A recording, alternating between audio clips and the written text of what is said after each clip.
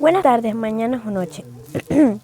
No sé, pero puede que estén aquí por 3 razones.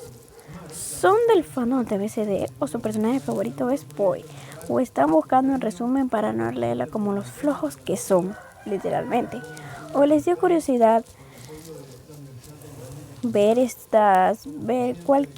o les dio curiosidad ver las historias de Edgar Allan Poe. Cualquiera de esas estaría bien. Igual, tengo una advertencia, escúchenla por favor. Esta historia no es mía, obviamente es del gran escritor Edgar Allan Poe. Puede que mi voz se escuche rara, ¿vale? Espero que no haya problema en eso. Soy nueva, así que mis resúmenes van a ser un video, 5 páginas leídas, ténganme paciencia. No va a ser un resumen como tal, va a ser más como leer lo que literalmente dice ahí. Y sin más, vamos comenzando. Cómanse una galleta y Gato Negro por Edgar Allan Poe.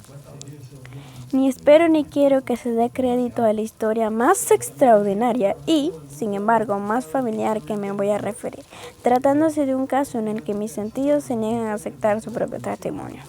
Yo habría de estar realmente loco si así lo creyera. No obstante, no estoy loco y, con toda seguridad, no sueño. Mañana puedo morir y quisiera aliviar hoy mi espíritu. Mi inmediato deseo es mostrar al mundo, clara y concretamente y sin comentarios, una serie de simples acontecimientos domésticos que, por sus consecuencias, me han aterrorizado, torturado y anonadado. A pesar de todo, no trataré de esclarecerlos. A mí casi no me han producido otro sentimiento que el del horror, pero a muchas personas les parecerán menos terribles que insólitos. Tal vez más tarde haya inteligencia que reduzca mi fantasma al estado de lugar común, alguna inteligencia más serena, más lógica y mucho menos extraña. Encontrará tan solo la circunstancia que relato con terror una serie normal de causas y de efectos naturalísimos. La audacidad y la humanidad de mi carácter sorprendieron desde mi infancia. Tan notable que era la ternura de mi corazón que había hecho que de mí el juguete de mis amigos. Sentía una auténtica pasión por los animales y mis padres me permitieron poseer una gran cantidad de favoritos. Casi todo el tiempo lo pasaba con ellos y nunca me consideraba tan feliz cuando les daba a comer o los acariciaba. Con los años aumentó esta particularidad de mi carácter y cuando fui hombre hice de ella una de mis principales fuentes de gozo. Aquellos que me han profesado afecto a un perro fiel y sagaz no quieren la explicación de la naturaleza o la intensidad de los gozos que eso puede producir. Dios mío, esa historia. En el amor desinteresado de un animal, en el sacrificio de sí mismo, hay algo que llega directamente al corazón del que con frecuencia ha tenido ocasión de comprobar la amistad mezquina y la frágil facilidad del hombre natural. Me casé joven, tuve la suerte de descubrir en mi mujer una disposición semejante a la mía, habiéndose dado cuenta de mi gusto por estos favoritos domésticos, no perdió ocasión alguna de proporcionármelos de una especie más agradable. Tuvimos pájaros, un pez de color de oro, un magnífico perro, conejos, un mono pequeño y un gato. Era el último animal muy fuerte y bello y completamente negro, de una capacidad maravillosa. Mi mujer, que era en el fondo algo supérstiga, hablando de su inteligencia, aludía frecuentemente a la antigua creencia popular que consideraba que todos los gatos negros eran unas brujas disimuladas.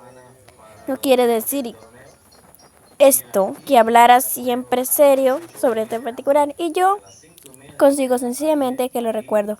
Plutón, así se llamaba el gato, era mi predilecto amigo y yo solo le daba yo le daba de comer.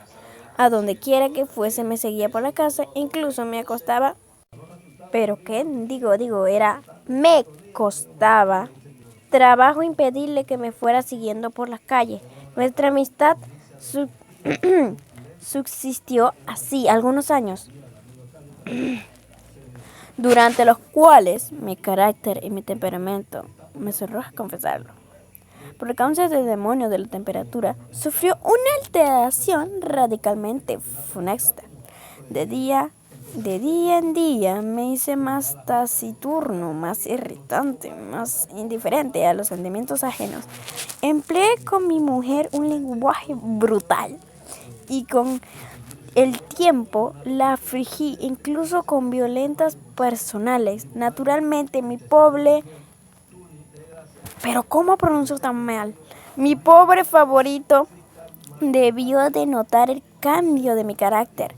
No solamente no les hacía caso, sino que los maltrataba. Sin embargo, por lo que se refiere a Plutón, aún despertaba en mí la consideración suficiente para no pegarle. En cambio, no sentía ningún escrúpulo en maltratar a los conejos, al mono e incluso al perro, cuando, por casualidad o afecto, se cruzaban en mi camino.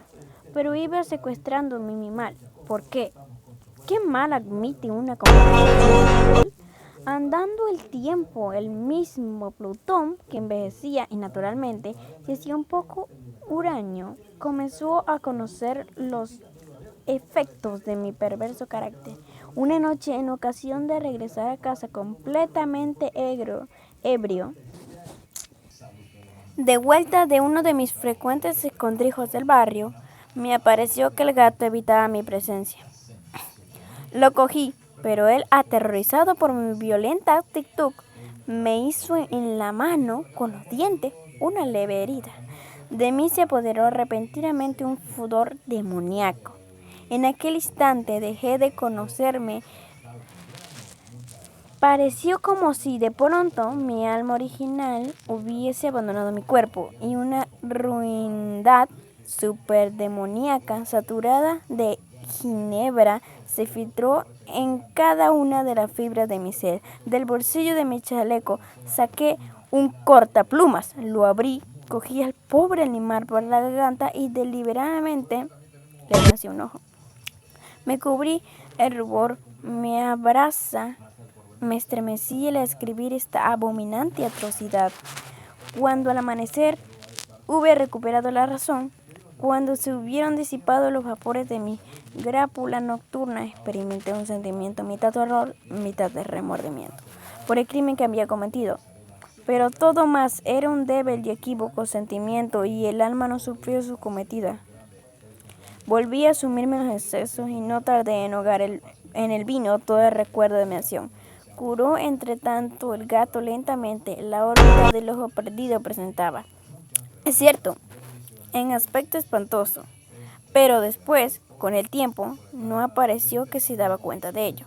Según su costumbre, iba y venía por la casa, pero como debí suponerlo, en cuanto veía que me aproximaba a él, huía aterrorizado.